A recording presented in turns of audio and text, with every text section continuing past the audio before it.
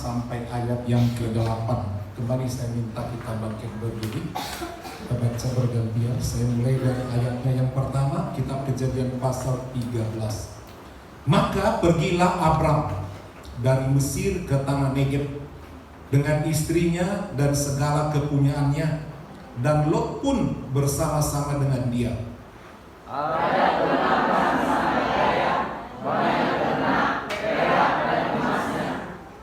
Ia berjalan dari tempat persinggahan ke tempat persinggahan, dari tanah Negeb sampai dekat Betel, di mana kemahnya mula-mula berdiri antara Betel dan Ai.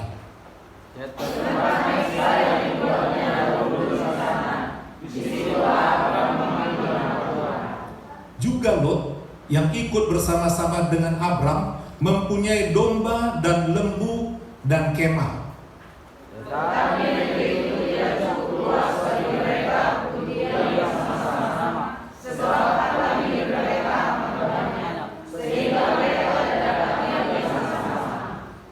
Karena itu terjadilah perkelahian antara para gembala Abram dan para gembala Lot. Waktu itu orang Kanaan dan orang Feris diam di negeri itu.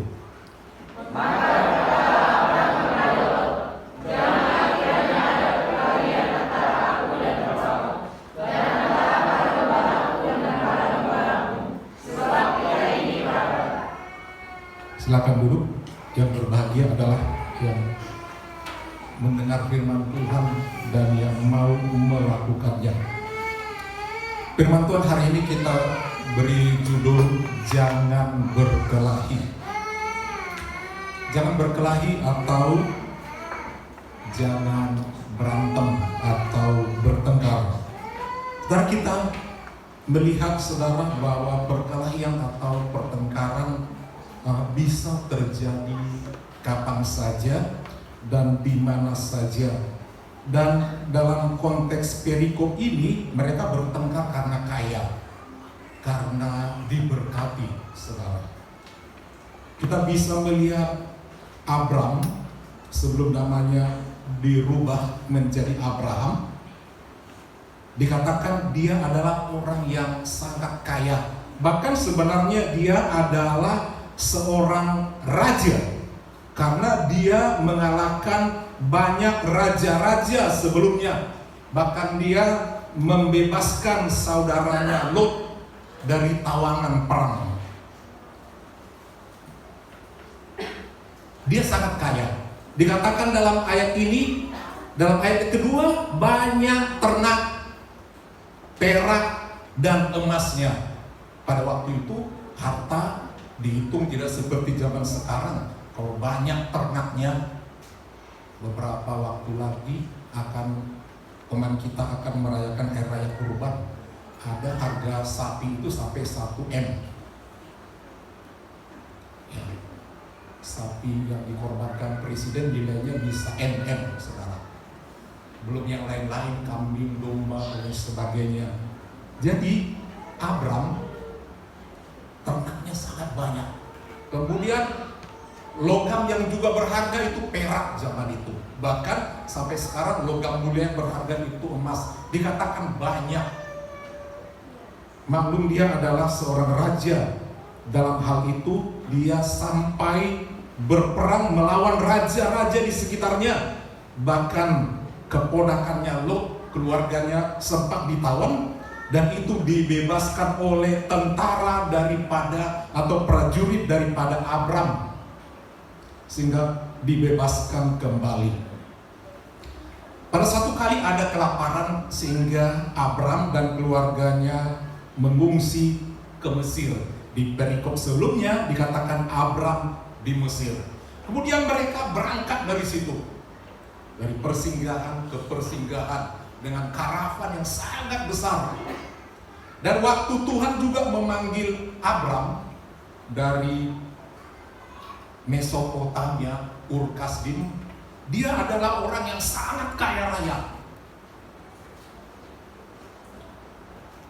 Jadi bukan orang miskin Abram ketika dipanggil oleh Tuhan. Dia sangat kaya raya. Dan dia disebut sebagai bapak orang beriman nantinya setelah namanya diganti dari Abram menjadi Abraham. Kata Abram namanya artinya adalah bapa yang luhur. Rupanya sifat Abram sangat luhur, sangat mulia, sangat suci, sangat baik, dan dia sangat diberkati oleh Tuhan. Dan karena keluhuran hatinya, dia pun diganti namanya oleh Tuhan menjadi Abraham, artinya bapak bangsa-bangsa.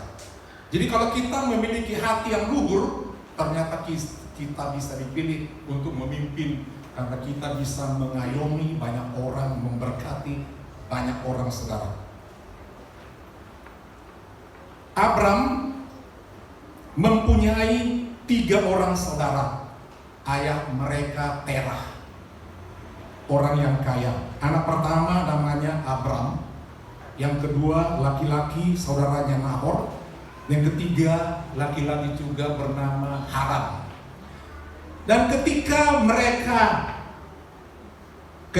Terah masih hidup dan tinggal di kampung halaman mereka, itu Lot anaknya Haran, saudara yang ketiga, meninggal. Jadi saudara Abram dari yang 3 ini yang paling kecil, yang bernama Haran, dia punya 3 anak, 2 perempuan, 1 laki-laki. Yang pertama perempuan namanya Milka, kemudian Lot, kemudian adiknya Yiska, kemudian adiknya atau saudaranya Milka diambil oleh Nahor, ya, saudara daripada ayahnya, menjadi istrinya pada zaman itu. Dan Yiska saudaranya yang perempuan lagi menikah, sehingga tertinggallah sendiri Lot, ditinggal oleh ayahnya. Kemudian Abram kasihan melihat Lot yang masih kecil, umur kira-kira 10 tahun, diambil. Karena saudaranya perempuan sudah menikah. Bahkan Milka menikah dengan omnya pada zaman itu. Bahkan Abram juga dia menikah dari anak daripada istri ayahnya yang lain. Itu yang disebut Sarai. Itu sebabnya ketika mereka waktu ke Mesir, karena Sarai ini sangat cantik, paling cantik, sehingga waktu di Mesir dia bilang, nanti ketemu di sana, kita sampai di Mesir, bilang, jangan bilang aku istri suami, bilang kita ini saudara. Aku nanti ngomong begitu, sebab kalau ketahuan nanti aku suamimu, aku pasti dibunuh untuk mengambilmu menjadi istri. Karena saking cantiknya Sarai. Beres. Dan memang benar itu bersaudara. Jadi karena tidak ada lagi tempat larinya Lot, mau kemana dia pergi? Mau ke saudaranya perempuan, udah menikah, dua-duanya udah menikah, kemana aku? Anak 10 tahun ini diangkat oleh Abram menjadi anak angkat, anak pungut. Dia sayang, dia sangat luhur. Kalau kita mungkin seperti itu ya, anak daripada saudara kita, belum tentu kita semua mau angkat, belum tentu. Itu sebabnya dikatakan dia adalah Abram yang sangat luhur. Kemudian dimodalilah anak kecil ini, kasih kambing domba, kasih harta. Dan kemanapun Abram, omnya atau bapak tuanya pergi, selalu Lot di bawah. Begitu baiknya. Dan ternak modal yang dikasih makin banyak, hartanya makin banyak. Dan tanah tempat mereka tinggal tidak cukup lagi, karena banyaknya ternak Abram. Ternak daripada Lot begitu banyak sekali. Mereka sangat diberkati. Dan Abram sedang melihat keponakannya itu diberkati. Dan dalam cerita ini dikatakan tidak cukup lagi tempat bagi tempat penggembalaan. Padang rumput tidak cukup buat mereka tinggal. Apa yang terjadi? Karena banyaknya domba itu, mereka punya pegawai-pegawai banyak sekali yang disebut dengan gembala-gembala kambing domba. Dan pasti semua gembala ini bertanggung jawab buat semua domba-domba, ternak-ternak majikannya. Mereka mesti rebutan rumput, padang rumput. Mereka mesti rebutan mata air untuk domba-dombanya. Dan seringkali bercampurlah domba ini dengan domba Abram. Begitu kacau, karena begitu sempit tempat itu. Dan akhirnya pegawai masing-masing berkelahi. Pak. Dalam terjemahan bahasa Inggris namanya strife, artinya menyerang. Ya, serang. Ini punya kami, ini punya majikanku, ini punya bosku. Perkelahian itu sangat membahayakan dan mengancam jiwa. Tentu perkelahian itu tidak baik. Ada perebutan lahan, ada perebutan air, sumber air, ada perebutan ternak. Padahal semuanya ternak itu sumbernya daripada Abram. Semua harta yang ada pada Lot dari bapak tuanya atau omnya, tidak ada dari yang lain. Melihat itu tidak bagus seperti ini. Akhirnya Abram bukan turun tangan ke persoalan, ke karyawan masing-masing. Tidak, dia tidak panggil gembalanya. Dia tidak kata, kenapa berkelahi? Kenapa kau lawan? Dia tidak juga datangi gembala-gembala keponakannya. Kenapa kau hantam? Gak tahu diri. Dia tidak bilang, tapi dia panggil keponakannya. Sini keponakan, Lot, sini. Ayo dulu ke kantor. Ayo tempat pompo dulu. Begitu bapak yang lain. Dia tidak bikin panas. Ya. Seorang ayah, orang tua yang berhati luhur, tidak bikin panas. Ya. Dalam hidup ini, saudara, kita gampang menyulut api yang kecil menjadi bernyawa dan tidak terkontrol. Kita gampang mengeluarkan kalimat sedikit yang menyinggung dan bisa menjadi panjang dan bisa menjadi peperangan dan kebencian. Tapi Abram tidak demikian. Dia sangat bijaksana. Dia panggil keponakannya itu dan dia berkata, ayat ke-8, ayat terakhir tadi kita lihat. Maka berkatalah Abram kepada Lot, pegang ayat ini, ya, menjadi rema bagi kita di hati kita. Janganlah kiranya ada perkelahian antara aku dan engkau. Itu nomor 1. Janganlah ada perkelahian antara aku dan engkau. Yang kedua, dan antara para gembalaku dan gembalamu, para gembalamu. Dan yang ketiga alasannya, sebab kita ini kerabat. Saudara, dia nomor 1, tenangkan hatinya Abram. Janganlah kiranya ada perkelahian antara aku dan engkau keponakanku. Selisih usia kira-kira Lot berumur 20 tahun dan Abram 80 tahun. Selisih usia yang sangat jauh, tetapi Abram begitu bijaksana. Dia tidak mengatakan, kau tak tahu diri, kalau enggak aku angkat kau jadi anak, enggak jadi apa-apa. Supaya kita jangan sombong kalau punya apa-apa dan mengecilkan orang lain, menghina orang lain. Apalagi kalau kita udah menganggap berjasa, telah berbuat banyak untuk teman, untuk famili, untuk orang lain, untuk gereja, sehingga seenaknya. Orang yang berhati luhur adalah Abram, dan kita adalah keturunan Bapak Abraham. Amin. Kita orang beriman, dia Bapak orang beriman.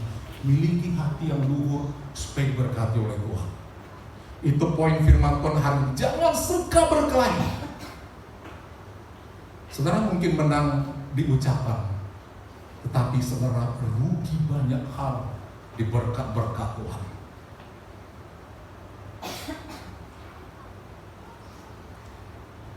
Apa yang terjadi selanjutnya, saudara? Saudara, kebaikan daripada Abraham diperhatikan oleh Tuhan. Dan tahun-tahun selanjutnya apa yang terjadi? Kalau kita lihat bahwa ternyata Abraham bilang, Lot, kalau gini terus-terusan lebih bagus kita pisah. Kau udah banyak modal aku kasih, udah banyak berkat. Sekarang anakku, ya, Om kasih kebebasan sama kamu memilih. Aduh, alangkah untungnya kalau kita orang pertama memilih. Coba kalau kita di rumah kita, beberapa anak, dan orang tua bilang, dari anakku 1 dan 2, bebas memilih yang mana dari warisan ini. Pilih, sama bagiannya, sama jumlahnya. Kalau dia punya rumah, punya mobil, punya tanah, ya pokoknya 2-2. Siapa yang menang memilih yang terbaik? Yang pertama atau yang terakhir? Halo? Yang menang memilih, bebas memilih. Yang pertama atau yang terakhir? Pertama lah. Kalau dikatakan 2 koin, pilih. Harta sekian hektar. Yang satu lagi PT pabrik. Yang lain mobil, properti rumah. Tentu yang pertama memilih yang terbaik. Menang yang pertama. Yang terakhir yang hanya dapat sisa-sisa, yang gak ada apa-apanya. Itulah Bapak yang luhur. Makanya disebut dia Bapak yang luhur, Abraham. Kalau saudara beri nama anak Abraham, artinya luhur sifatnya. Kalau saudara kasih nama Abraham, hanya Bapak orang beriman. Sehingga saudara senanglah keponakannya ini, anaknya ini. Oke Om, aku pilih yang sana, lembah Yordan, bla bla bla, yang subur, banyak airnya, hijau, enak itu. Berangkatlah, bawa hartamu, berangkatlah. Abraham tinggal, tapi Tuhan berfirman kepadanya, Abraham, di mana kakimu melangkah? Di mana kakimu melangkah akan menjadi milikmu, akan menjadi berkat. Itu berkat bagi anak-anak Tuhan yang suka mengalah, yang luhur. Kemana melangkah Tuhan berkati. Jadi jangan suka kelahi. Memang kita pikir kita yang menang, aku yang pintar, aku punya pengalaman, aku jago, aku paling sopan. Hati-hati. Itu kata kita, itu kata saya, paling baik saya. Tapi yang menilai siapa saudara? Tuhan. Nanti endingnya baru kita tahu siapa yang diberkati, yang suka menang atau yang suka ngalah. Abraham pun dapat tanah yang gersang, sebab yang hijau, yang banyak airnya udah dipilih keponakannya. Dia dapat yang gersang. Tapi saudara, tanah gersang diberkati oleh Tuhan. Amin. Tanah gersang diberkati oleh Tuhan. Padang gurun, seperti ada pujian itu. Apa? Ada kan pujian itu yang mengatakannya kan? Padang gurun menjadi ada sungai. Abraham pun diberkati oleh Tuhan. Dan dia dirubah namanya menjadi Abraham, menjadi bapak bangsa-bangsa. Tapi apa yang terjadi kepada Lot? Satu kali Tuhan menghukum kotanya. Ternyata yang dipikirnya hijau, sejuk, air banyak, sejuk, jernih. Itu pandangan mata jasmani. Tetapi Abram seperti namanya, bapak orang beriman, dia memandang sesuatu dari kacamata iman. Jadi kita sebagai anak Tuhan jangan pandang mata, nyepelekan orang, kamu begini, kamu begini. Pandang dari kacamata iman. Amin. Amin. Kita ini gak ada apa-apanya, saudara. Ya, Abraham kaya raya. Kita ini gak ada apa-apanya. Dan ketika itu Tuhan marah kepada kota itu, yaitu Sodom. Banyak penjahat. Dan dia tinggal di situ. Ternyata yang kelihatannya hijau, indah itu banyak penjahat. Memang banyak penduduknya, tapi penjahat semua. Padang gurun gak banyak penduduknya, dikit. Tapi orang-orang yang takut Tuhan karena Abraham. Dan satu kali Tuhan bilang sama Lot dan anaknya, burunya 2 orang, pergi ke pegunungan, sebab aku mau menghukum kota ini dengan api. Hartanya yang dia kumpul dari bapak tuanya, dari omnya yang banyak itu, disayangi istrinya Lot. Padahal itu pemberian semuanya. Tuhan sudah katakan, jangan menoleh ke belakang, pandang ke depan, ada keselamatan. Pandang ke depan, jangan lihat lagi di belakang. Tuhan sudah menghukum, termasuk hartamu itu tak rezeki, karena engkau hanya memandang dari matamu. Tapi apa yang terjadi? Lot tidak dengar-dengaran. Dia menoleh ke belakang dan langsung berubah menjadi tiang garam. Berkatkah itu? Ketika istri menjadi tiang garam, berkat itu? Halo, tolong dijawab. Berkat itu? Kan? Harta yang terbakar semua di kota Sodom Gomora, berkat itu habis. Ditengok pun gak ada lagi.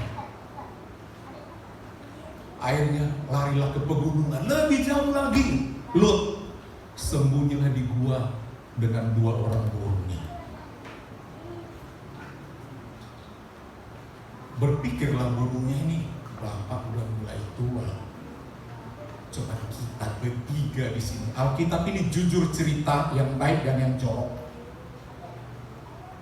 Langsung berpikirlah, gimana kita ini ya? Cuma bertiga di sini.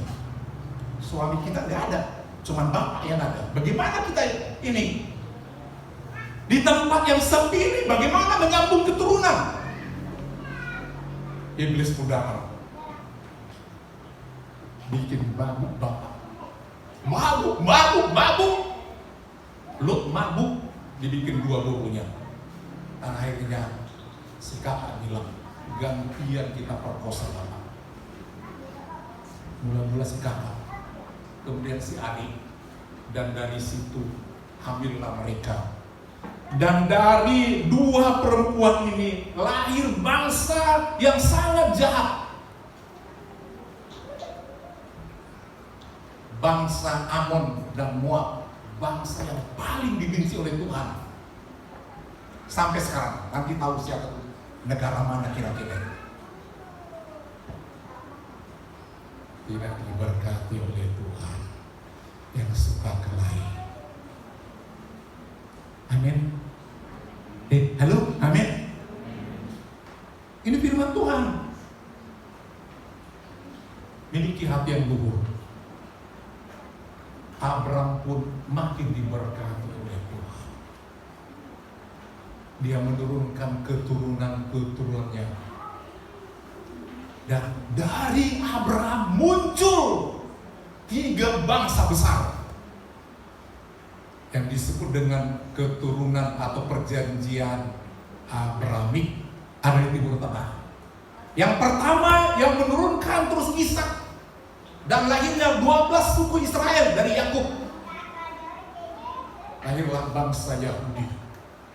Bangsa Yahudi menganggap Abraham leluhurnya yang terhormat setelah Musa, Abraham.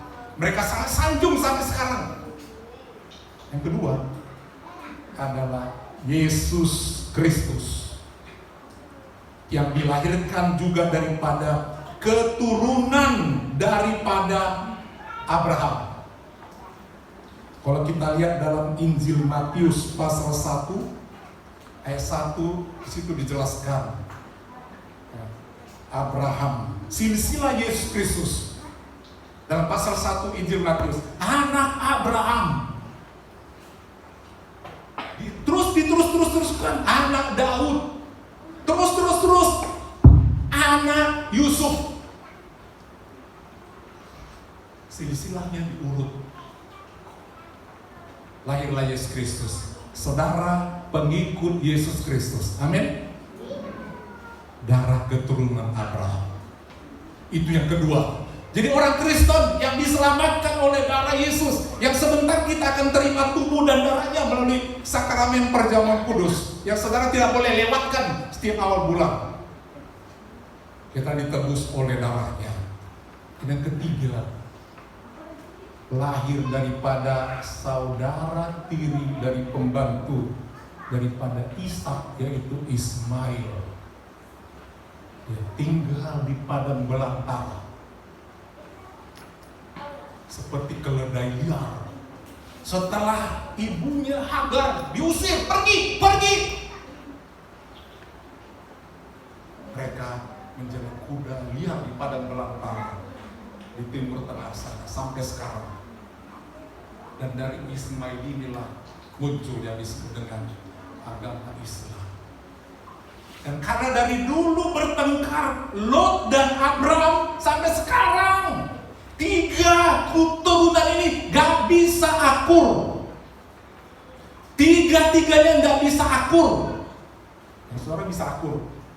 Orang Yahudi akur sama Kristen, mana?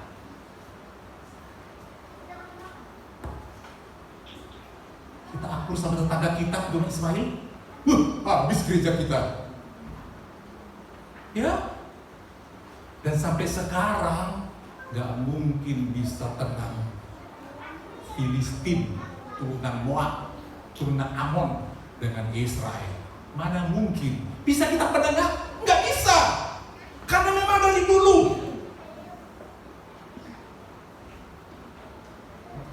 Mari kita sebagai anak-anak Tuhan menjadi orang yang memiliki hati yang luhur. Amin. Halo, amin. Suka menolong. Ya. Banyak orang seperti Lot ini loh, dibesarkan, nggak tahu diri. Kalau saudara punya anak, jangan kasih semua hati sama dia. Nah, kalau udah besar, belum tentu saudara diperhatikan. Ya, tapi bukan berarti saudara jangan perhatikan, nggak boleh. Tapi saudara, jangankan keponakan, anak sendiri pun banyak yang tidak menghormati orang tua. Ya. Banyak. Itu sebabnya firman Tuhan ingatkan sumber rezeki itu, supaya jangan suka melawan orang tua seperti Lot. Hormati ayah ibu, supaya lanjut umur. Ya. Banyak orang setelah diberkati anak, setelah orang tua sakit-sakit, apa yang bilang? Bodoh bapak ini, bodoh mama ini. Kalau dinasihati sedikit nggak mau. Kalau dia jauh susah dihubungi. Kalau dikasih hati nasihat, mama lah waktu dulu kayak gitu. Sekarang mana ada? Anak-anak sekarang. Tapi ketahuilah, orang tua yang baik tetap akan memberkati, walaupun anak lupa diri. Amin. Amin. Itulah orang tua. Orang tua seperti pujian tadi dikatakan, siang malam matanya seperti Tuhan Yesus Bapa kita, tak pernah terpejam. Itu orang tua. Kalau sakit anaknya, demam dari kecil, mana bisa tidur. Kalau anaknya berpindah kemana-mana, tangannya selalu terbuka bagi anaknya. Itu Bapa di sorga. Tapi kalau anak, yang diejek lah, yang tidak mau dikabari lah, bisa nggak pernah kalau anak kita pergi jauh, bisa nggak pernah telepon kecuali buat minta kirim uang. Sering itu, kalau nggak karena minta uang nggak akan telepon. Halo pemuda remaja, kapan terakhir kalian yang hadir di bawah ini terakhir cium Bapak? Ya ini pertanyaan loh. Kapan terakhir cium Bapak? Ulang tahun dari cium. Kalau udah meninggal, cium sana, cium sini. Mana ada artinya? Tak ada artinya. Mau teriak-teriak kata-kata begini, di depan mereka, ada artinya? Nonsen. Mau dibikin apapun pestanya nonsen. Waktu hidup. Halo? Kapan terakhir cium tangan? Peluk mama? Saudara, pertengkaran, perkelahian bisa terjadi dari pertama kelompok yang kecil, dari rumah tangga. Dan kelompok yang terkecil adalah suami istri. Berapa waktu yang lalu, firman Tuhan dari Bapak Johan itu satu pukulan telak di rumah keluarga Bapak ini. Dijelaskan di situ, saudara, seringkali tidak ada penundukan, dan Bapak Gembala katakan seperti tunduknya gereja kepada Kristus, penundukan terhadap suami. Karena iblis tahu kalau berkelahi, kalau ini nggak cocok, kalau ini nggak bisa dua-duanya jalan, hancur keluarga itu, hancur. Makanya dari pertama Hawa diserang oleh iblis. Kalau Hawa jatuh, jatuh suaminya. Ya seperti itu. Kalau keluarga nggak cocok, suami istri, tunggu. Mana lebih penting bagi yang sudah berkeluarga? Dan lebih penting cucu atau pasangan hidupmu? Ini pertanyaan. Mana lebih penting? Pilih satu, cucu atau pasangan hidup? Gak mungkin ada cucu kalau gak ada suami atau istri lo. Hello. Ya seringkali orang tak sayang sama istri, sama suaminya. Perang terus perang. Makanya gak diberkati. Ajak doa gak mau, ajak ibadah gak mau, ajak jalan gak mau. Mau dibawa kemana? Katanya suami istri. Emangnya istri lo mau digandeng? Yang ini perlu. Hanya sekarang ini macam-macam.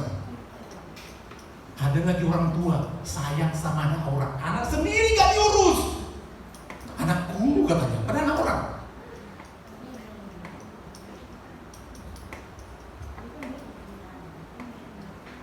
Saudara miliki hati yang luhur kalau mau diberkati, amin. Jangan contoh Lot dan keluarganya yang tak beres.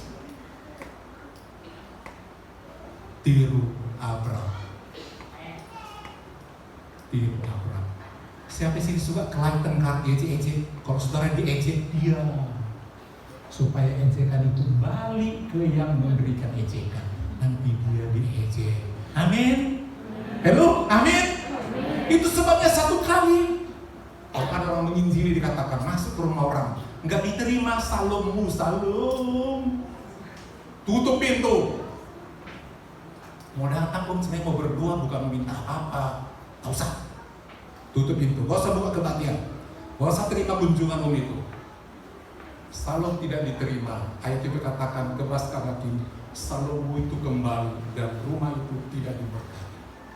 Artinya jangan terima ketika saudara diejek, diam saja, nggak perlu balas dan sakit hati. Amin. Saudara akan diberkati. Mereka diberkati, dan orang yang membuat serangan itu pasti Tuhan perhitungkan engkau tidak diberkati. Mari kita bangkit berdiri saudara, aminkan firman Tuhan ini.